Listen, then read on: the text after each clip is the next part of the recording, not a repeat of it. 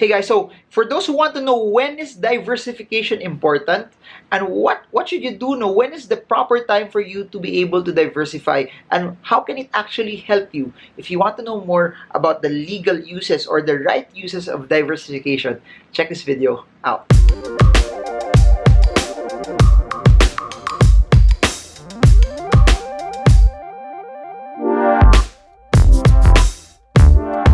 Hi everyone, this is Marvin Germo. If you're new to this channel, please subscribe and smash that bell so you get updated every time I create new content about the stock market. The road to 100,000 is very near already. Thank you so much to all of you who have been subscribing, who have been liking, who have been commenting, and who have been part of this channel. I assure you I'm gonna do more videos. I'm gonna keep on hustling. Thank you so much and enjoy the rest of the video.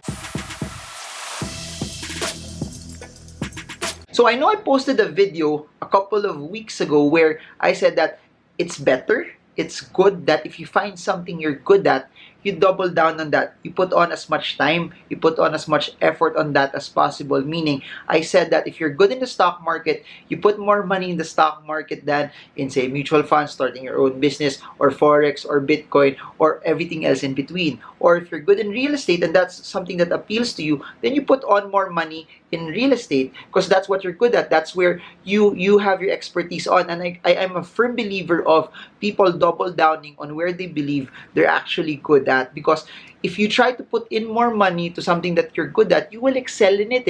If you try to put in more money to something that you're good at also, it's not just that you will excel in it, you will build the skills and your skills will be magnified or amplified more because you're putting in more cash to it as well. And that's the game, no? If you look at Steve Jobs, you look at the ones that really made it, their technique, their style in everything that they do is they find something that they're good at and they try to put as much, not just effort, but time and capital into it as well. So that being said, why do you need to diversify? If Marvin, ginugulo mo naman ako eh. You're saying you double down and put as much money as you can into stocks or into investments that where you are good at or what you believe in or what you know will give you a better return. Why is the whole talk about diversification? Please remember this. Diversification is basically you hedging yourself, meaning what if things don't go the way you want it to go? And diversification doesn't necessarily mean that if I have stocks, I need to have gold, I need to have Bitcoin, I need to have this business, I need to have this.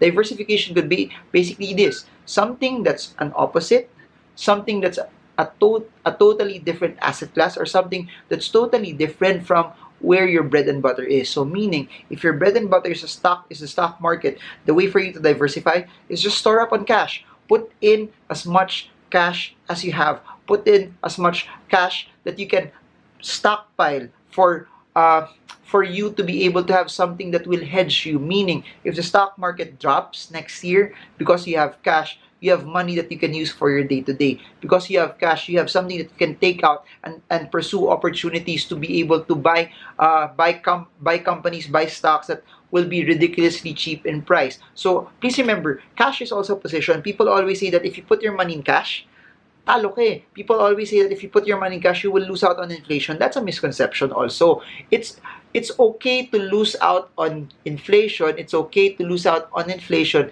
if you have investments that are working hard for you. Cash becomes a position. Cash becomes something that's so useful if you have other sources of income, if you have other asset classes, not just cash. The biggest problem kasi of most people is that majority of their money is in cash eh. Majority of their money is in bank accounts, and that's not the case for the broad majority. That's why there's been a lot of talk that you shouldn't put your money in the bank, because the whole context of Filipinos is everything is in the bank. The whole context of Filipinos is everything, majority of the money that has been placed, it has been put on the bank. If everything is in the bank, of course, that's when it becomes not so practical anymore. That's why you need to hedge. That's why you need to protect yourself as well. So I just want to reiterate further, you need to have cash as a counterbalance. Again, if you have an investment already that's crushing it, that's doing well for you, the next best step is to store up with cash so that you have liquidity, so that you have a hedge that will protect you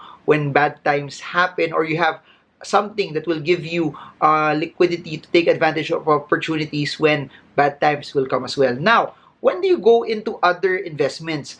Here's the thing. When you're crushing it already and your investments are doing so well and then you already feel that, the amount of money that I put here, it seems too big already, that I cannot take as much risk anymore into this.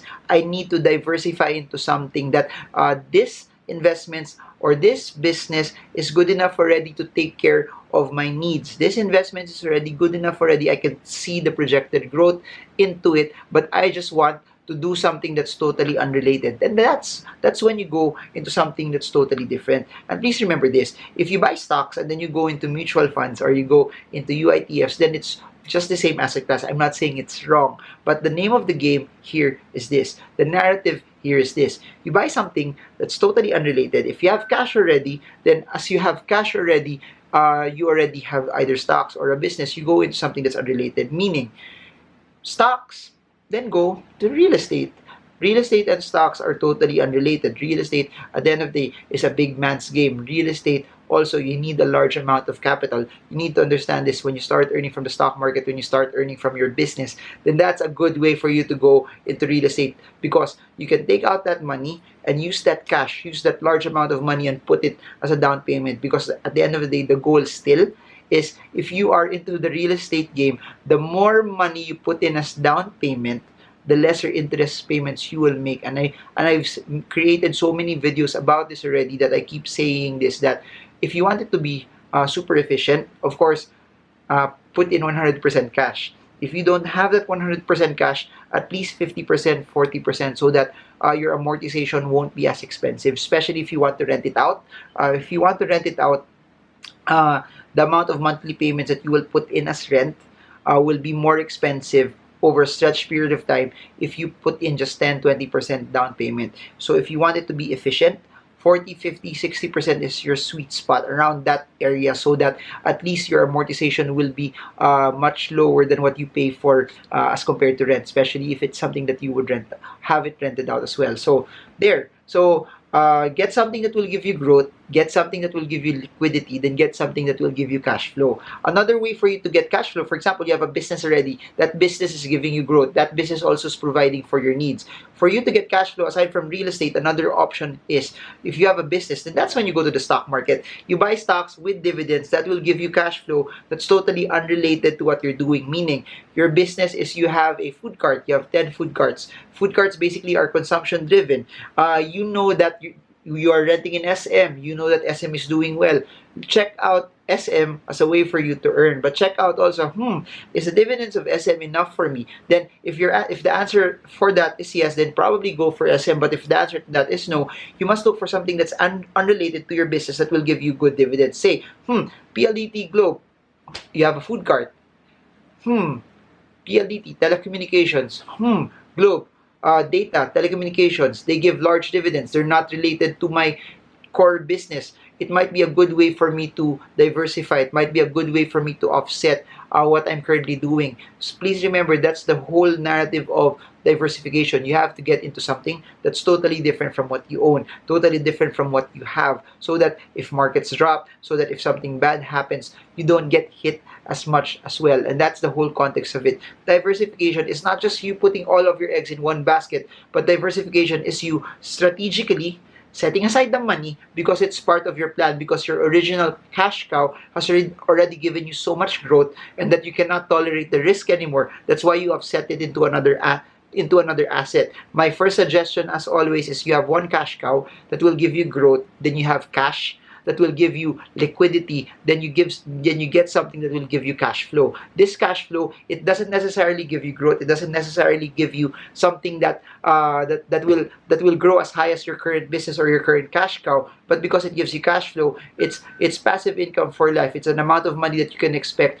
over and over and over and over and over again. Fourth naman is this: after you have a cash cow, after you have liquidity, after you have something that will give you passive income, cash flow for life, that's when you can start buying stuff that even if you hold it and it doesn't give you a return for year 1, 2, 3, 4, 5, 6, it's okay, because on year 8, 9, 10, 11, the returns of that will be massively good. But this is something that you must realize, that if it doesn't work for the first few years, you're supposed to be okay.